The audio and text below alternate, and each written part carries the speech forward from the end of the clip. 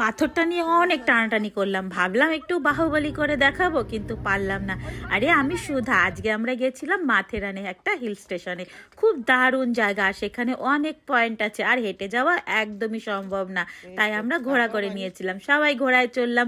আমি জীবনে first time ঘোড়ায় চড়েছি, খুব মজা করেছি। কিন্তু ঘোড়াগুলো সেই মেন পয়েন্টে নিয়ে যাবে না, একটু দূরে ছাড়বে, আর মেন পয়েন্টে আমাদের হেঁটে হেঁটে যেতে হবে। ওটা অনেকটা খাইয়ের মতন ছিল, ওখানে সবাই ঘুরতেই যায়, তো আমরাও যাচ্ছিলাম।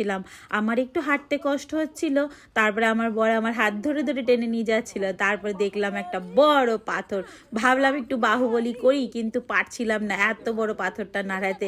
তাই সেই নিয়ে সবাই হাসাহাসি করছিলাম, মজা করছিলাম, একটু ভিডিও শ্যুট করছিলাম, আর নাড়ানোর চেষ্টা করছিলাম। আরে নাড়াতে কি আর পারি, জাস্ট একটু মজা করছিলাম।